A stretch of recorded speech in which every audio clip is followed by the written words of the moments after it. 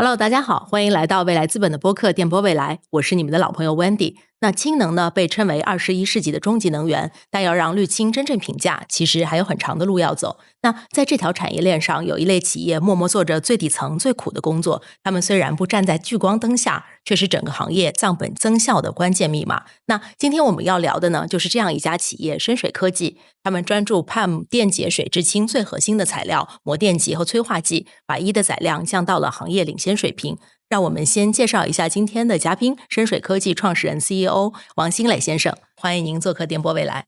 大家好，我是深水科技王新磊。新磊总啊，大家都知道说深水科技其实成立于2019年，对，然后当时其实国内新能源的焦点大家都还在谈锂电，那氢能尤其是 PEM 电解水制氢，其实当时是处于一个非常早期的这个阶段。我特别好奇啊，是什么样的这个契机让您在那样一个时间点，然后去切入这样最难的这个底层的材料的这个赛道，从膜电极从催化剂开始，然后做深水这样一家公司。其实这个创业故事还蛮复杂的，因为14年我从新加坡回来的时候，我其实之前都是做这个国际航运的，然后回来的时候，其实那个时候是这个大众创业、万众创新最火爆的时候，我们也是想回来做点事情，然后机缘巧合呢，其实我从15年开始，我就比较关注材料这一块，因为我觉得结合着自己在合肥吧，因为第一，我是个小钱，就是很小的资金。第二个呢，就是说我个人的性格呢，就是说不是说像我们对话我能反应很快的，所以说我就是我喜欢去布局啊，去按照我的战略走的那种。我觉得这是我的长处啊，不适合就是比如说这种那时候共享经济啊或者模式类的，就是我不擅长这个。最主要我觉得材料类有一个好处就是。很多大的公司还看不上，然后因为它需要很长的时间，做一个材料可能需要5年，而且需要不断的迭代，这个做成了，其实它的护城河还很高，所以说我从15年开始就一直在看材料，促进做氢能，其实是在之前另外一个失败的案例就是做铁镍电池，因为当时锂电池我觉得 timing 上来讲我们已经错过了，然后遇到一个项目叫镍铁电池项目，它的核心的逻辑就是它能量密度是介于铅酸和锂电池之间，对，然后它的价格也在之间，而且这个团队也是澳大利亚院士的团队，然后可以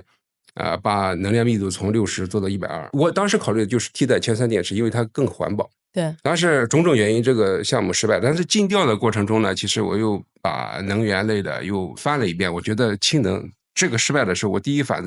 应就是氢能，我觉得是正确的时间点，而且一定要从材料做起。然后在这个过程中，机缘巧合我又认识这个刘俊，因为他当时是这个中科院合肥固体物理所，我当时尽调的时候就找到固体所的所长。然后呢，刘俊是您的联合创始人。对，联合创始人。然后呢，就是所长后来就说这个，哎呀，我们有个80后，这天不想当教授，就想创业，你们认识一下吧。我记得很清楚，那时候我还在日本，对，然后我就看了看丰田的燃料电池汽车。回来我跟刘俊就聊了1个下午，我就决定要干氢燃料电池催化剂，还不是 PEM。什么时候干 PEM？ 其实是我们准确来讲是20年底，就是干了1年多的燃料电池，我又发现又进入一个死胡同，就是我当时的判断啊，就觉得锂电池太快了，降本速度太快了啊。然后呢，燃料电池汽车的这个整个的成本其实是居高不下的，降本速度慢。氢燃料电池的车的优势其实是你加注时间短嘛，然后行驶的时间长，而且环保。其实我非常清楚，在经济不好的时候，其实这些都是锦上添花的事儿。然后呢，我当时就觉得这个电解水这个市场应该是更迫切、更大或者更早来的，因为比如说你买汽车，你可以更贵一点，但是如果我用的很方便，后边算下来，我比如说加氢我很便宜。能算过来，其实还是有市场的。所以说，我觉得第一件事应该是氢气要便宜啊，尤其是氯气要便宜。所以其实是20年底，其实我们当时钱都快花光了，然后我们就完全放弃了燃料电池催化剂这条路，进入 PEM 电解水。因为还有一个基本的判断，是因为我之前跟国家电网打交道，我知道这个光伏风电上网的难度有多大，而且随着新能源的比例的提高，这个离网的风光它会越来越多，这是刚需。还有一个最重要的，我突然发现国内都在搞燃料电池，然后电解水里边 PEM 电解水里边玩家很少，而这也给我们机会，就是说我们可以从催化剂直接做到核心零部件。对就是说是这样一个整个的一个契机，让我们其实是 all in 了这个派姆电解水的催化剂和零部件。而基本上从催化剂开始，就是我一直以来创业就是从材料开始做这个思路去决定的。对，因为这个创业公司就是在不断的融资的这个过程当中，肯定也会跟这个很多这个投资人去做这个沟通啊。然后当时就是遇到困难的这个时候，有人劝过您，就是可能要换赛道或者是这个放弃吗？其实不用。我跟刘俊还有刘俊找了张显首梁的时候，我们4个人其实刚开始我只出了100万，我们就先买一些初步的设备去测一测。我们一开始的时候我就给他讲，我说兄弟们，我可以拿3000万，就是3个1000万，然后我们先去试一下这个就是试一下这个燃料电池催化剂。我说再不行，我再拿第2个1000万，我们4个再去搞一个材料然后我说3个都不行，可能我们4个人就没这个命。因为我觉得创业它是很长的路，你是要不断的调整的。我记得很清楚，我写第一个 BP 是我写的，我们那时候没什么产品，然后去融资的时候，我记得很清楚。这个第一条就是以正合以积胜，就是积其实是骑的意思，就是你去做一件事儿，然后但是你是要骑马的时候嘛，你需要经常调整的，你不要因为这边有沟你就还要往前走。所以说我这一开始的时候，包括我自己，因为我拿了1000万嘛，所以说我就知道这事儿可能是很多时候又要推倒重来的这个。不用投资人讲，我自己也有这个预期。这个我感觉很难得，一开始的时候其实就把这个过程当中可能会遇到的一些曲折，并且就是应对方案都想好了，而且还跟联创讲的这么清楚，是吧？我比较喜欢历史，因为我觉得这个很多事儿，你不经历过，就是机智不红，机智不深，发智也不红，就是你不经过几轮的这种折腾，不太可能成为一个很好的事儿。其实您刚才也提到说，这个做材料是需要很多的耐心的。对。然后那我们现在就是材料科学从实验室的手搓的这个单片到工厂里的规模化的这个量产，其实当中可能会有巨大的鸿沟。那深水科技我们自己在实现这样的规模化的量产的路上，有没有遇到过一些什么样的这个困难？其实每天都有困难，就是这里边无数的坑。对，无数的坑。基本上我从一开始我就跟我的合伙人就讲，就是2句话，就是我们要发现问题，面对问题，解决问题。而你解决的这些问题，其实你的护城墙从哪来？其实那块砖都是我们走过的坑，就是这些问题你解决了。因为派姆它有一个特性，就是它无法加速测试无法加速测试，就是你走到一个坑掉进去了，然后你从头来，走到一个坑掉进去从头来，然后你一直往前走。所以说这个时间是我们的最大的护城河。在这个无数坑里面，我今天就因为早上我们开会还在聊这个最后一个闭环的这个质子膜的问题，我就拿这个举个例子。其实我们这个在质子膜上遇到坑，就是因为以前我们自己不做，是进口的，而且是知名的国外的制造商。然后我们在走到80微米的时候，他就推出了他自己的一款80微米的这个质子膜吧，我就这个名字就不说了。然后当时我们也没有经验，我们觉得这个上市公司非常几十年的多少年的积累，然后我们就直接就用到我们客户的这个产品中了。但是经过不到1-2千小时，我们就发现这个80微米的质子膜它 delamination 就是分层。因为到80微米的时候，为了增强这个机械性能，你这个质子交换膜中间要有增强层。就是我们一般用 PEEK 或者是 ETFE。简单的来讲，就是塑料中间另外一种塑料，它两个它在反应的过程当中，因为有一些水穿过，或者说它会分层，一分层这个膜电机就不行了，不行啊。所以说这个当时我们就是直接没想到的，就没想到，根本就不知道有这回事儿，然后又赔钱，然后重新给人家送膜电机。其实这些问题就是你看你怎么看。这个问题给我们的最大启发就是开始我们非常重视这个结构，然后我们就去测更多的产品，然后我们又发现其实市面上很多的产品都不行，然后吃了亏以后，你又希望在这上面再多一些造诣，然后你不就成你的护城河了吗？所以说别人解决不了的时候，你只能自己上。所以说这个事其实直接促进了最后我们决定下定决心，就是搞一个这个质子膜的团队自己做质子膜。对，所以说可以很骄傲的讲，我们现在的这个配方啊也好，对 delamination 和氧中氢的控制，其实就是达到一个非常好的标准。很多人先听到说这个 PEM 电解水制氢的，他觉得就是最大的这个通点就是这个一个是贵，然后另外是这个产量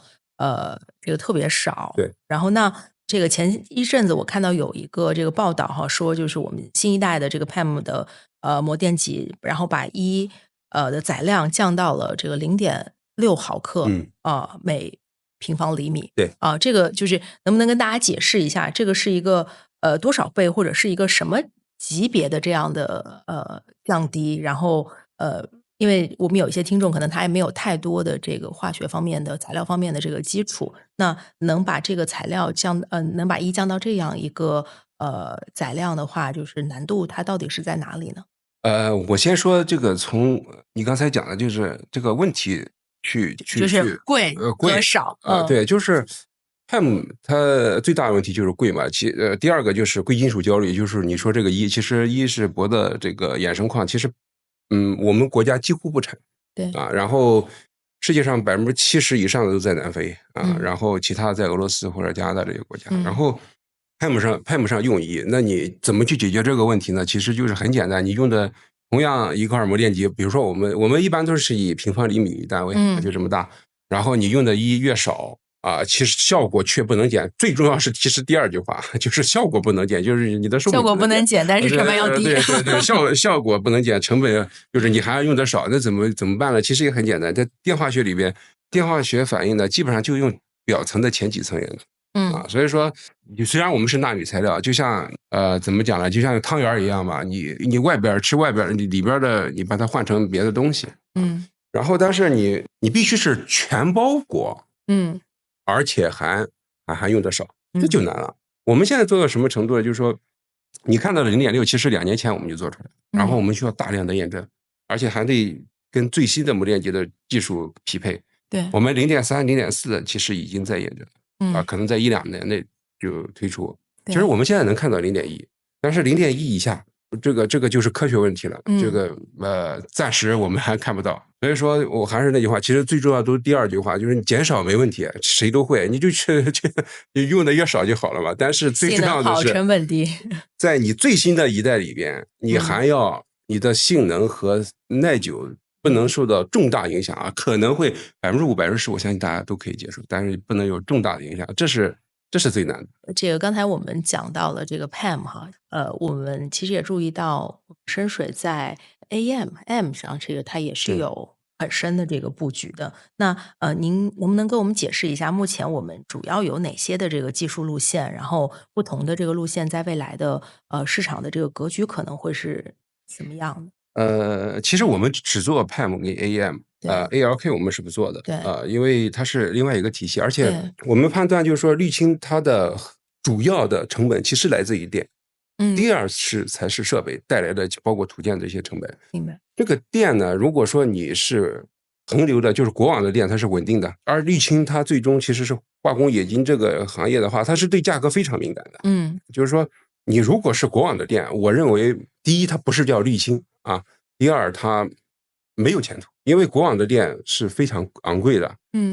咱举一个很简单的例子，你的定价权就根本跟 AI 就那些服务器你就想都不要想，因为它需要平稳的电，你想跟它比是不可能。你的电要便宜，只能是并不上网的、隔壁摊的、废弃的。所以说它有两个特性就是一个是波动的，第二个是你可能需要频繁启停的。我认为在这上面就是 ALK 它的挑战是非常大的。对然后恰好呢 PEM 跟 AM 可以适合所以说 PEM 的问题就是刚才你讲的贵， AM 呢貌似呢就是说它不用贵金属，这个当然其实现在也很贵，只是说大家考虑就未来它不用贵金属可能会便宜，所以说我们布局 AM 其实就是 PEM 的这个 backup。你做企业嘛，你有些路线比如说做材料，你总会有一些人突然出现，把你给一夜之间就杀死。我们希望杀死自己的是自己，所以说就这个逻辑，我们去布局的 AM。我琢磨了一下啊，不知道对不对，就是你看，如果说你不去匹配 AM，可能将来我就是给资源商打工，就它可以随便涨价，但是如果 AM 有2万小时的寿命，如果你一涨到一定程度，那我这边 AM 上。就像您讲的，就是说，其实我们有不同的这个技术路线，然后在模电极的这个赛道，其实现在也挺热闹的。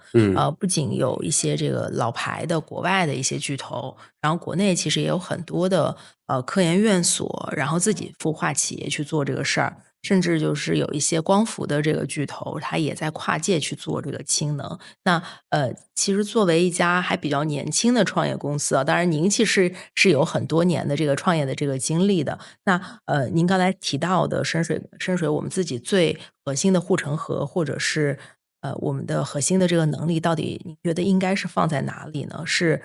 配方啊、工艺啊，还是我们后期的这个量产和工程化的这个能力？我们靠什么是在这样巨头的这个夹击下，我们还能获得这个未来的订单呢？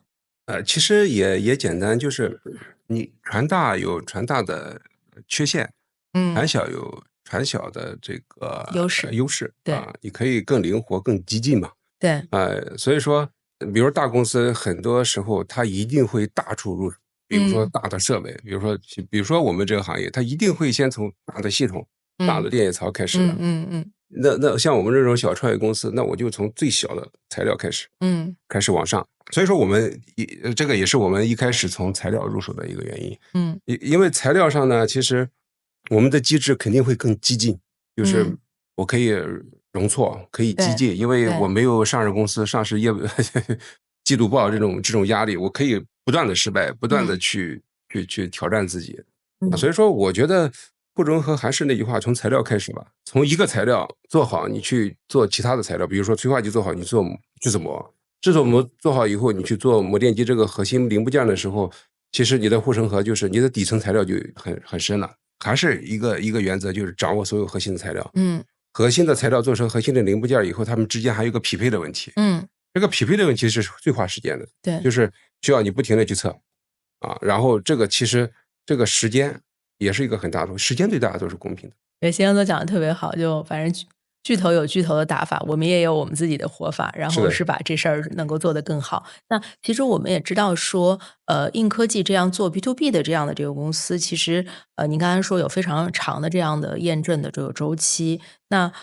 我们看这个深水其实已经跟很多的国内外的这个企业达成了这个合作了。那面对就是相对来说保守，然后对寿命和稳定性都还要求比较高的这样的这个整机厂，深水作为一家创业公司是怎么样去敲开客户的大门？之前我们去卖给老外东西吧，其实是靠的是我们便宜。就包括我去新加坡工作，我肯定比一个白人便宜，很简单。但是现在这个时代其实也已经过去了，就是说你得做的又好又便宜，才有可能。所以说，其实在我们没有比他好之前，我们啥也不做。你做的比他好以后，你还不行，就是你讲的，他不相信你。所以说，在你去给他提供东西之前，你要确定，第一，你比他好；第二，你已经有足够的数据说服他。所以说，其实我一直讲我们的200多万小时，现在积累200多万小时的数据，这是深水非常大的财富。就是你创新到他的下一代了，然后你的数据又比他多，然后他来看的时候，你真实在运行，他就很容易去测。测完以后跟你的曲线又是匹配的，这就容易多了所以说我们在欧洲某一个也是汽车界这个世界500强吧，然后他的下一代里边。我们的氧中氢比他们第2名是本土，我们比他好6倍，所以说就是交流就非常频繁，你就相对容易很多，你的价格也会有更好的这个谈判的能力。其实就是再勤奋点，比他好一点，没有捷径，我们没有，我认为没有捷径。说到这儿，就我又特别好奇，就是说，因为我们整体就是还是很关心说这个能源转型当中的这个整体的这个宏观的这个账本。那除了本身的这个技术外，然后像您刚才提到的这个量产的可信性啊、成本的控制啊、市场的这个接受程度啊，然后资源的整合能力，这些也都是一些核心的这个考量的因素。那您刚才讲到这个氢肯定是这个氯氢肯定是这个环保性上是非常好的，但是氯氢跟灰氢之间的这个成本的这个差距肯定还是相对来说现在还是比较大的。那您作为这个核心材料的创业公司来讲，就是我们去看氯氢的这个经济性，它要未来能够打平灰氢，或者是说能达到就是大家可接受的这个程度，还需要我们整个的产业链的这个上下游一起来做哪些的这个突破呢？这点我非常认同啊，就是其实我那时候去投决的时候，我记得很清楚，李斌总说一句话，就是一定要要算账，要有经济效益，无论你哪怕不做这个装备所以说其实这个给我们很大启发，就是我们到现在我们一直在算这个账。所以说刚才我也分析过，沥青的成本一个是电，一个是设备。然后我觉得这里边其实美国 DOE 就是美国能源部的给的 roadmap 还是我们是非常认同的，就是说$1一公斤，$1一公斤其实就低于这个灰氢了。然后呢，在这个过程中，这个我们设备呢，他们要求是$100 1000瓦，也就是1兆瓦的话是$10万，70万左右吧，70万左右。其实我们一直都是按照这个目标来走的。我们现在基本上有一个西部一个项目然后这2年会上马。这个项目的这个 LCE 就是电费平均是1毛3，然后出口的沥青低于14块。所以说已经优于天然气裂解了。然后呢，这个肯定不是终点，所以说第5摩槽呢，刚才我提到过，美国能源部他们的要求就是70万1兆瓦，也就是其实对标的其实就是25厘米这一代抹电机也好，这个电解槽也好，我们必须得成功。所以说我们其实是一直在走这条路了。其实就是我们也测算过，就是说如果我达到这个的话，电费呢需要6分钱。这样的话其实最终就是$1一公斤。6分钱的话目前看还是有点挑战的。其实在就算在中东其实可能也得1毛。但是有2个我觉得趋势一个是光伏和风电它们的转化效率也在提高，比如说钙钛矿这些它会提高。第2个就是其实是我认为这个世界上用电的供应和索取供应都是熵增的，就是混乱的，因为新能源嘛索取都是需要非常平稳的。你看 AI 是需要非常平稳的电，所以说这个过程中肯定有一些时间段是，或者有些特定的场景是你 PEM 可以消化的。所以我的意思是，可能是某些时间段很快就能出现6分钱所以说我觉得趋势上来讲，这个是没太大问题的。如果让您做个预测然后达到这个美国能源署的它的这几个经济性的这个指标的话，您觉得说我们这个评价的这个起点大概要多长时间到来？我觉得升水在设备上，我觉得我们28年之前就能做到。当然就这个电上是一个问题。但是我敢保证，这个第一个肯定发生在中国，因为国内这个风光产业链也好，这个资源还有设备的能力是最强的。大胆的预测一下，我觉得30年之前，我觉得到10块钱应该是没太大问题的。我估计3-5年。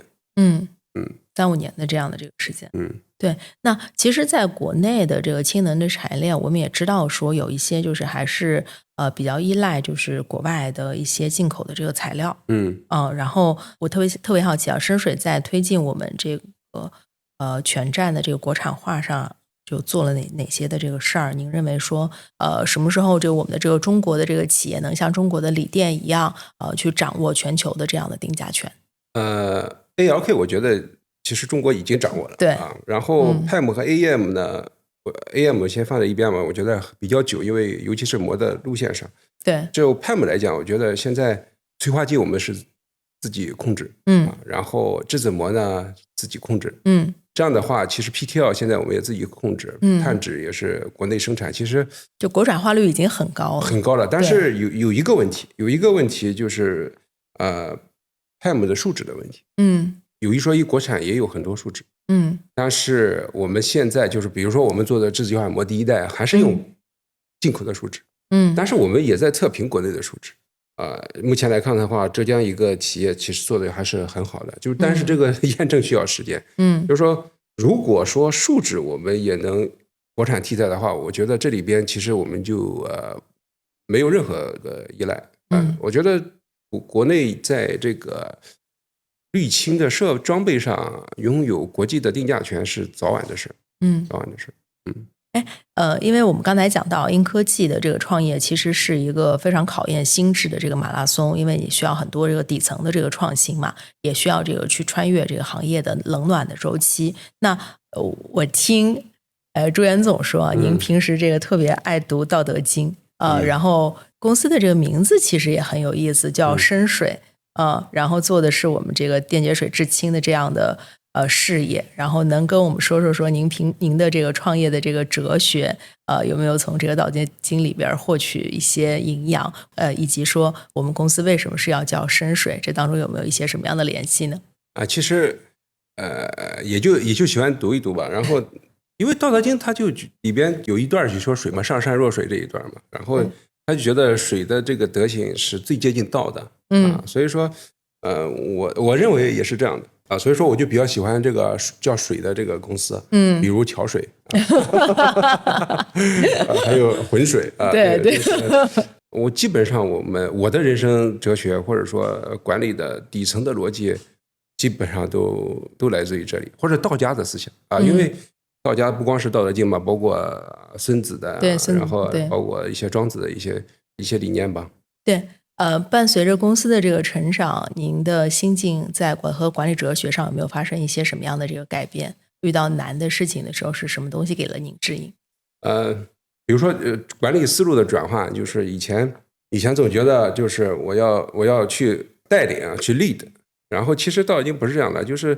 这个成国之构为社稷主，上为上者处之下，就是什么意思？就是你更应该像个倒三角的，因为组织架构是正三角的，然后 CEO 董事长巴拉巴拉，你其实不是这样的，其实应该是倒三角的，然后成国之构嘛，这个组织的污垢都是需要你承担的，然后你才能成为这个真正的老板，其实你是更应该支撑型的，因为老板是利益的得到的最大的获益者，所以说才有这个己欲与人，己欲为人，己欲多。这个人其实不是平常老百姓，他《道德经》里面人是贵族，就是以前的百家姓里边的贵族，不是老百姓。就是我天天我的下一个就是减1或者减2去我天天想想，怎么给他发奖金，发的越多他才有劲儿。还有一点就是在战略战术上来讲，其实道家其实也挺深刻的，就是庄子讲过一句话叫窃钩者贼，窃国者诸侯。就是之前你理解的意思就是，哎呀，他好像觉得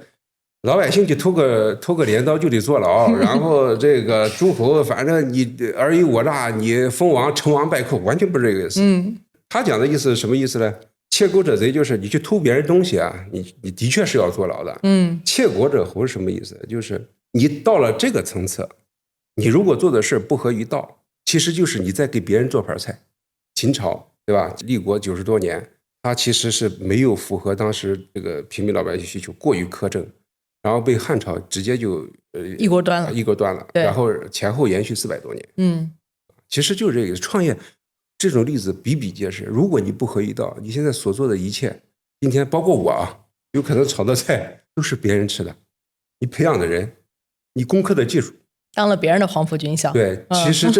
这个背后也非常深刻，就是你时刻要想一想，你是不是在给别人做盘菜？就是人家是窃国者侯。就是以前觉得，哎呀，这个竞争嘛，一定要这个项羽这样的这个非常厉害的，其实不是的。其实我觉得，就是一些偏执的、专注的，才更容易成功，而且也对成事。其实就是《孙子兵法》，就是不可胜在敌，可胜在敌。就是你只能做到，你不能被人战胜。最后等着别人犯错，你才能战胜他。反正我觉得这蛮好玩，因为这个道家也有这种前后这个成败之间的这个转换这种效率嘛，所以说转换这种规律，就是所以说有时候在最高峰的时候一定要提醒自己谨慎，在在绝望的时候一定要看到希望。对，听您这么一说，就是在不同的这个阶段其实去读都会有不同的这个感悟，然后很多事儿可能也不是这个字面的意思，是你的心境的一个反应，然后去品的时候，你能这个有更多的人生感悟和哲学的。是的，之前你去听我不知道啊，就是之前我觉得《道德经》可能是跟道德有关，其实完全不是，《道德经》是领导学，对对对，它是管理学。因为您刚才在讲的时候，我就想到这个。其实西方的这个管理学里面，领导里面经常会讲叫 servant leadership，就是说这个要仆人式的这个领导，其实跟您刚才讲的这部分是有点像的，就是管理者每天是想的是说这个让他的这个团队怎么更好的这个去工作，然后符合他激发他的这个最大的这个潜力，然后这个公司才能越做越好。是的，就是中国的这些哲学家，他更抽象，怎么讲呢？就是需要你品，你细品，西方的完全都是很直白的，对它是逻辑型的，对。所以说你比如说 Netflix 那个对，自由与责任那本书嘛，那本书啊，对。其实你去看，就是跟我刚才说的这个差不多的，对差不多的，但是他这个怎么做，然后一步一步逻辑是啥，他梳理的非常清晰，他梳理的更清楚。然后这个《道德经》就那几个字儿，然后你悟吧，然后也很可能这个悟的不对，悟不对啊，看你怎么解读。对，其实就是跟你去经历事，跟你想去怎么解读也有关系。我觉得，是因为您刚才也讲到说，就遇到一些困难的时候，回去这个细想想，可能有很多的这个感悟啊。所以我们注意到说，深水其实前阵子刚刚完成了超1亿元的这个 A 轮的融资。然后如果让您回首这几年创业的过程，有哪个时刻是您觉得最焦虑或者最困难的？在这之前啊，我改一下我刚才讲的话，就是说这个，比如说《道德经》也讲“祸兮福之所依”啊，就是祸福之间的转换。就是其实它不是否极泰来的意思，它不是说否极一定泰来。就是说所以说就结合这，就是你问我这个问题，就是这个最绝望的时刻，其实就是 A 轮融资，非常绝望啊！就是我们 A 轮融资应该是24年就开始的，24年啊。然后我给你举几个时间段吧。2025年1月4号，我请康明斯中国总经理，然后做客户访谈，然后晚上吃个饭嘛，然后4个投资人，我记得很清楚。袁兴在我旁边。其实袁兴不知道的是，就是知道的是啊，大家都讲啊，还都不错。不知道的是那天我送就是康明斯的同事走的时候，情绪崩溃，就真的就我听了那天的故事，就是为什么这么不公？就是我们做的这么好，为什么就没有人投？其实，在饭桌的时候，其实我都有点失控。就是我当时还指责，就是另外一个某某，这非常的没有风度啊。但这就是我啊，就是我觉得为什么他做的不咋样，然后这么多知名机构投，然后我就没有人投。其实 A 轮融资的时候蛮痛苦的，就是大概我后来搜了一下，大概见了200多个投资人吧，可能加上以前，但是 A 轮见的最多。对，就是没有人出手，或者说一直在尽调，就是没人出手啊。我跟你讲，我甚至再讲第二个事，我见斌哥是4月20号，然后不是去欧洲出差吗？然后我专门开车开到敦刻尔克，就是就是至暗时刻里边敦刻尔克大撤退的时候，对，然后就是你那时候英国其实也很绝望，丘吉尔更绝望，就是非常绝望的时候。然后呢，我现在想我也不知道怎么咬牙坚持过来，但是有那么一瞬间出去给人讲氢能的时候，我自己都觉得我都不好意思说我是干氢能的，因为总感觉好像氢能就是没希望啊，或者说套路啊，或者这种感觉。然后我太太劝我说：“你以后不要说你是氢能公司，你就说你是沥青公司的。”我说这是说的也对啊。然后没有别的招，其实我当时非常感触的一个瞬间就是显格雷尔这个就是张显嘛。对。然后那个我有一次走到办公室，因为他发明的显格雷尔，然后走到办公室，我说你焦不焦虑？因为我们合伙人都知道我其实我们都觉得处于一个比较焦虑的状态。他说我焦虑，但是我更想就是做更多的创新，比如说我把25，就是他意思就是我再搞出一个显格 layer，我们产品再往前一步，然后再缓解你压力。其实就是他没做过企业啊，就是我就觉得，一是很感动的，就是因为很多时候他说，哎呀，这个很焦虑，有的人还增加焦虑。啊，对，他的做法就是我去专注在我擅长的事上，然后帮你缓解焦虑，是没有别的招数，就是你咬着牙继续创新，继续干，然后这不是这个未来就投了嘛？然后这个是真的非常感谢的，就是不光是投了我们，而且把我们一些历史负担也给清除了。我后来开玩笑，我说这个袁鑫给雪萍，我说你们投我一个，不知道能不能赚钱，反正投我这精力投别人7个，我相信没问题。就是在这个过程中，虽然过程中雪萍问我又开玩笑，我说你问我100万问题，就是因为他每问我问题，我就非常焦虑，就那个就生怕回答不好。然后呢，但是就是突厥过了以后也非常异常之坚定，就是你这些问题我们就一起帮你去解决，扫清了历史的这个遗留的一些问题。当然了，我其他几个跟投，包括联想，包括这个合肥创新投，这合肥创新是一路陪伴，真的是把我认为是我创业以来最大的一个坎过去了。因为这个过程中我们其实是一直验证我们最先进的产品，而且我们其他的创新一点都没变。然后我当时觉得这个，如果这时候我是出狗死了，这个太可惜了。对，因为就您刚才讲的时候，其实这个2024年整个的投资行业和创业公司的这个它的 chemistry 可能就是那个样子，大家机构都很谨慎，所以就我相信就是您刚才讲的时候，如果是我们电波前有很多的这个创业者的话，他肯定特别能感同身受那个时候的这种艰难和难熬的这样的这个心情。但是话倒回来讲啊，就是说，如果再来一次，其实我愿意再来一次，因为这个过程跟你的就是对我个人的心智其实是非常的，就相当于你在健身房练，每次都练到力竭的时候，你还要继续练，只有这种你才会更强大然后，而且这个时候其实还有一个就是你苦的时候，其实其他人更苦。我们收购博尔斯曼也是在这个时候，那代价就极低。就是说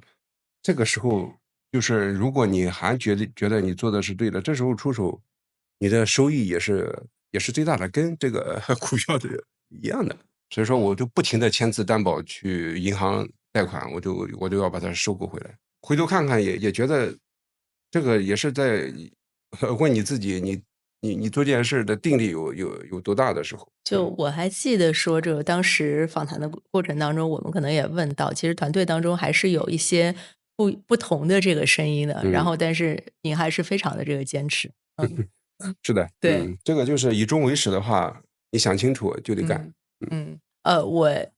我问一个可能不一定会播的这个问题，但是其实开始的时候您说的时候，我就一直特别的这个好奇，因为您开始说您是14年回国，对，然后当时在新加坡其实是做这个跟贸易相关的对这个事儿的海运嘛，然后感觉好像这个切入材料，这电化学的这个领域。这跨行还是挺厉害的，然后而且就听您这个全程讲下来，其实您在这个技术上非常的精深，然后懂得也非常的多。您在这个过程当中，就是这个转型是怎么发生的？是决定说要做这个领域，然后您主动去做了很多的这个学习呢，还是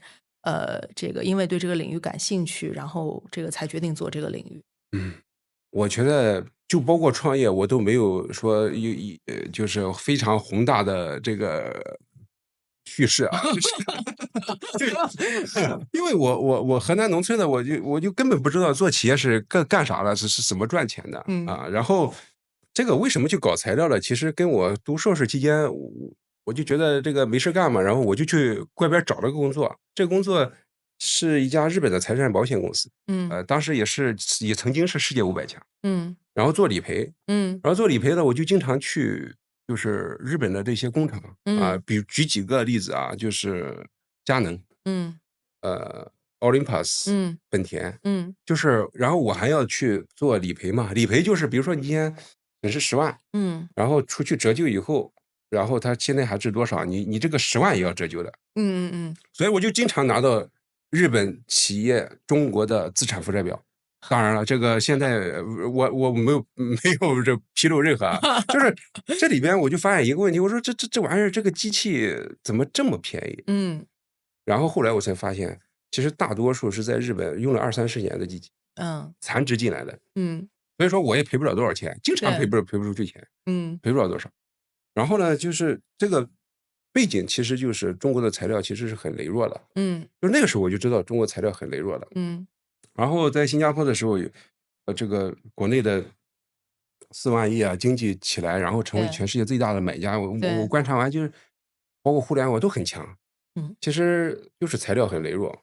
啊，所以说就是你要做一些就有需求的事儿嘛，所以说我就觉得去搞材料有意义，而且它有需求，所以说我就一直在搞材料，就是我啥也不懂，然后这个最多做企业的时候，觉得这个做个好的企业，至少你能解决就业，是吧？然后如果你做的更多，你可能去解决更多的就业，我就觉得。穷则独善其身，达则兼济天下。然后我这是然后呢？非常朴素的想法，非常朴素的想法，你没什么想法。然后只不过这个你要去做这个事儿了，你要去做材料了，你就要懂呀。然后我不能说拿1000万我就这些科学家我当时给自己提一个条件，就是我能听懂他们讲话就行。因为如果我听不懂，我就是游浮于水，然后这个企业也不会好。其实都是跟需求倒逼，倒逼我去学点东西。就谢谢辛磊总，就反正这个讲的已经非常的好了。然后您知道说我们这个节目是叫电波未来啊，然后如果是我们现在要给10年后2036年我们发送一条电波，您认为那个时候的我们的氢能的社会将是会是一个什么样的图景？然后10年后的我们的深水科技在这样的一个时代又会扮演一个什么样的角色呢？其实我们最大愿景，刚才我也提到过，就是1美元1公斤氢气，我觉得10年应该能实现。因为我问过钙钛矿的一些人，其实他们的效率再提高，就很能达到这个。对，我们下期节目可能就要讲钙钛矿了。对，就是我还是有信心，就是1美元1公斤氢气。第二个呢，就是说中国在风光氢这个一体化的情况下，我们其实能解决能源安全问题。而且这个产业链也能像现在的新能源一样，能具有全球的主导权，然后创造更多的就业。当然了，这个地球也会更绿色，这是毫无疑问的。就是5-6年你还能去马尔代夫去玩。这里边我觉得深水呢，我希望是这里边，尤其我们做设备嘛，我希望我们是这里边贡献最大的那个。那好的，今天也非常感谢辛磊总的这个分享，让我们看到了一个有梦想有愿景的企业，也见到听到了一个活人感很重的 CEO 的这样的这个分享。那我们也相信在绿氢评价的那一天的到来，像深水这样